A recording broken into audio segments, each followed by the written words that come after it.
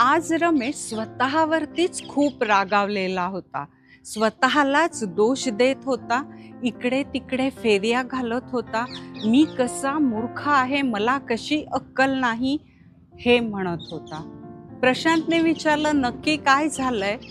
त्यावेळेला म्हणाला, मी रिटायर झालो, हातामध्ये बऱ्यापैकी पैसा आला. बाकीच्यांना काही कळतच नाही, म्हणून माझ्याच डोक्याने इन्व्हेस्टमेंट केली. आताची परिस्थिती माहिती आहे ना तुला. माझा पैसा ह्या सगळ्यामध्ये खूप कमी झाला, मला लॉस झालेला आहे. आणि खरं सांगू का, माझा मुलगा फायनान्स मधलाच आहे. तो मला सतत म्हणत होता, बाबा तुम्ही रिटायर होता आहात, तुमच्या पैशाचं जरा मी बघू का, तुम्हाला कशी इन्व्हेस्टमेंट करायची ते सांगू का.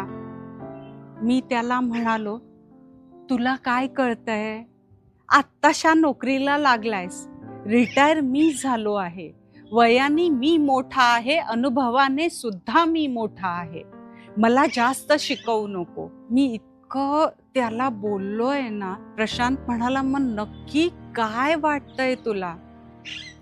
रमेश म्हणाला, अत्यंत प्रामाणिकपणे सांगतो, मला अपराधाची भावना जास्त आहे आणि म्हणून मी माझ्यावरती जास्त रागावलेलो आहे. प्रशांत म्हणाला, ह्याचा अर्थ पैसे गेले ह्याच्यापेक्षा आपण मुलाला बोललो ह्याचा तुला जास्त राग आहे. रमेश म्हणाला, आहेच ना, अरे मी वागलोच आहे सगळ्यांशी तसा, पण मला आत्ता ह्या वयात हे कळतं आहे. आत्तापर्यंत मी किती नाती तोडली आहेत हे सुद्धा आत्ता कळतंय, कारण आता खुर्ची नाही, मुलं मला बोलत नाही आहेत, पण तो दुरावा निर्माण झालाच आहे आणि त्याच्यामुळे अजून राग येतो.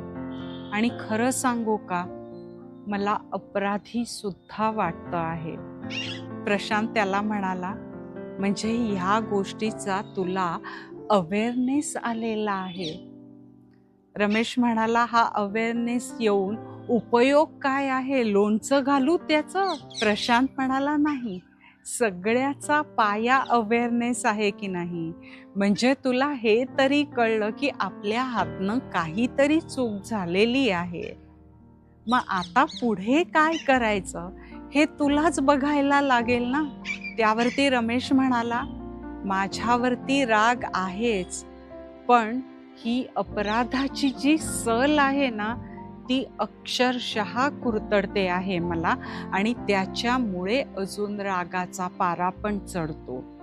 प्रशांतने विचारलं, मग तू आता पुढे काय करणार आहेस? रमेश म्हणाला, मी अक्षरशः साष्टांग नमस्कार घालणार आहे माझ्या मुलाला आणि सांगणार आहे, सॉरी रे बाबा.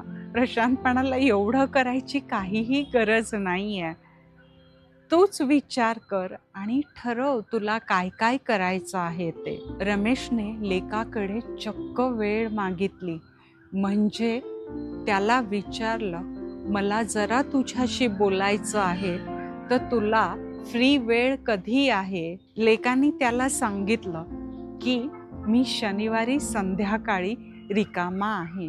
त्या वेळेची रमेश आतुरतेने वाट बघत होता. माफी मागायला जायच्या आधी रमेशच्या मनामध्ये एक शंका, धाकधूक होती की आपला मुलगा, बायको आपल्याला माफ करतील का नाही.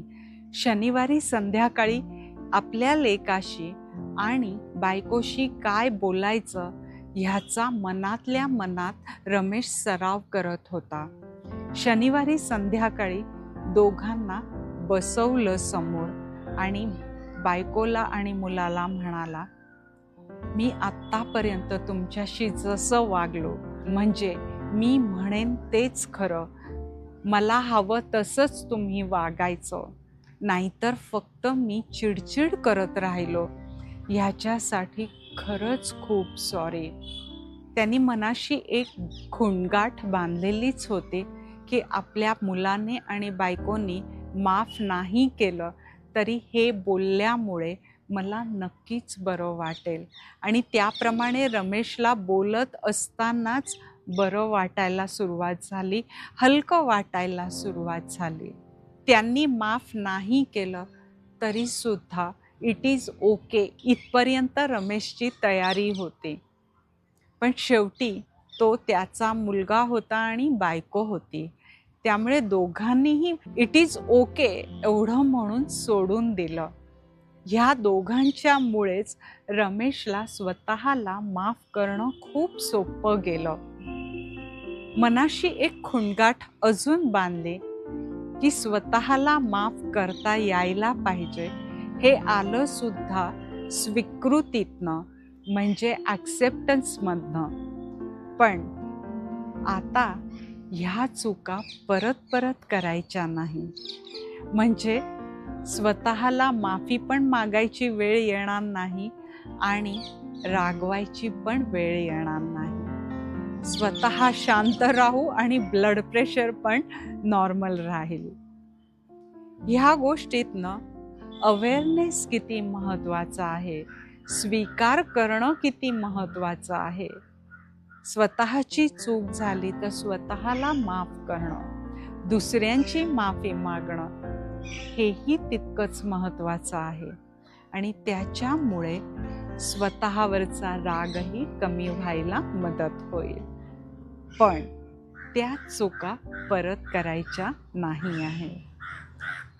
ही गोष्ट कशी वाटली, ह्याच्यातनं तुम्ही काय शिकला, हे कमेंटमध्ये नक्की सांगा. लवकरच भेटतो आहोत. तोपर्यंत अच्छा.